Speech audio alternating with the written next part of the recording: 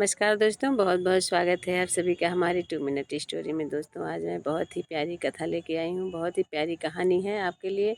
आप लोग पूरी कहानी सुनिएगा और प्लीज़ अगर आप लोग नए होइएगा तो मेरे चैनल को सब्सक्राइब ज़रूर कर लीजिएगा और ज़्यादा से ज़्यादा मेरे वीडियोज़ को देखिएगा और शेयर कीजिएगा। दोस्तों ये कहानी रात को सोने से पहले एक बार अपने परिवार को ज़रूर सुनाना चाहिए। इससे जो घर के लोग होते हैं सकारात्मक उनको ऊर्जा मिलती है। आइए सुनते हैं आज की कहानी। गांव में एक लड़का अपने परिवार के साथ रहता था। सुयोग्य एवं संस्कारी वह लड़का हमेशा अपनी माँ का ख्याल रखता था। बस एक बात थी जो उस लड़के में सबसे बुरी थी, वह यह कि वह कुछ कमाता धमाता नहीं था। लड़के के थोड़ा और बड़ा होने पर माँ ने उसका यह सोचकर विवाह कर दिया कि विवाह के बाद जिम्मेदारियां आने पर लड़का खुद ही कमाने लग जाएगा। परंतु विवाह के बाद भी लड़के की दिनचर्या में कोई फर्क नहीं पड़ा।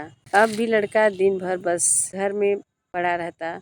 माँ जब भी लड़के को रोटी परोसती तब वह कहती, बेटा ठंडी रोटी खा लो। लड़का रोज यही सोचता कि माँ ऐसा क्यों कहती है, लेकिन फिर भी वह चुप रहता। एक दिन माँ किसी काम से घर से बाहर गई थी तो जाते समय अपने बहू को लड़के को रोटी परोसने को कहकर गई और साथ में यह भी कहा कि रोटी परोसते समय कहना कि ठंडी रोटी खा लो। बहू ने ठीक वैसा ही किया जैसा सास ने कहा था। लड़का जब आया तो उसे रोटी परोसते समय ठंडी रोटी खाने को कहा। जैसे ही लड़के की पत्नी ने ठंडी रोटी खाने को कहा, लड़के को गुस्सा आ गया। उसने सोचा, पहले तो सिर्फ माँ ही ठंडी रोटी खाने को कहती थी, लेकिन अब तो मेरी पत्नी भी यह कहना सीख गई है। उसने अपनी पत्नी से पूछा, आखिर रोटी गरम है, साग गरम है, तो भी फिर तुम लोग मुझे ठंडी रोटी खाने को क्यों कहती हो?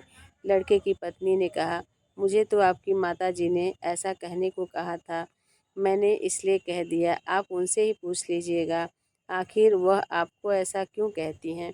पत्नी की बात सुनकर लड़का गुस्सा हो गया और बोला, जब तक माँ इस तरह से कहने का उत्तर नहीं देंगी मैं खाना नहीं खाऊंगा। शाम हो गई। जब माँ घर आई तो माँ ने बहू से पूछा कि क्या लड़के ने भोजन कर लिया? बहू ने लड़के के नाराज होने और भोजन ना करने की पूरी बात माँ को बता दी। थोड़ी देर बाद लड़के ने माँ से पूछा, माँ पहले तो सिर्फ तू मुझे ठंडी रोटी खाने को कहती थी, लेकिन मैं तेरी बात का बुरा नहीं मानता था, लेकिन अब तो मेरी पत्नी ने भी मुझे यही कहा। आखिर तुम सब मुझे गरम रोटी को ठंडी रोटी खाने को क्यों कहते हो? माँ ने लड़के को पूछा, बेटा ठंडी रोटी किसे कहते हैं? लड़के ने कहा, सुबह या कल की बनाई हुई रोटी ठंडी होती है। लड़के की बात सुनकर माँ ने कहा, बेटा अब तू ही देख, तेरे पिताजी का कमाया गया जो धन है वो ठंडी रोटी जैसी है। गरम ताज़ी रोटी तो तब होगी जब तू कमा कर लाएगा। माँ की बात सुनकर लड़का माँ की बात समझ गया और बोला, माँ अब मैं समझ गया हूँ कि जो व्यक्ति खुद धन कमाने के लड़का समझ गया और बोला, माँ जो खुद धन कमाने के लायक नहीं होता उसका कहीं सम्मान नहीं होता। आज से मैं खुद कमा कर लाऊंगा और पूरे परिवार को ताज़ी रोटी खिलाऊंगा। दोस्तों कथा का क्या सार है? इस कथा से आपने क्या सीखा?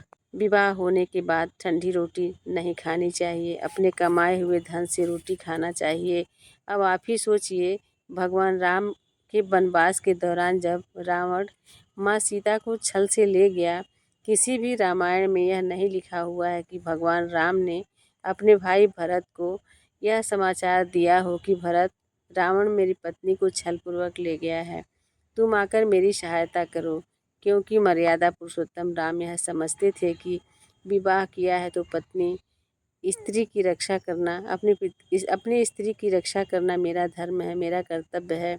अपने कर्तव्यों का पालन करना उनका धर्म है। उन्होंने अपने भुजाओं के बल से पहले सुग्रीव की सहायता की, उसके बाद सुग्रीव से सहायता मांगकर माँ सीता की रक्षा की। इसलिए विवाह तभी करना चाहिए जब स्त्री और बच्चों का पालन पोषण करने की क्षमता हो। अगर यह ताकत न हो तो विवाह नहीं करना चाहिए।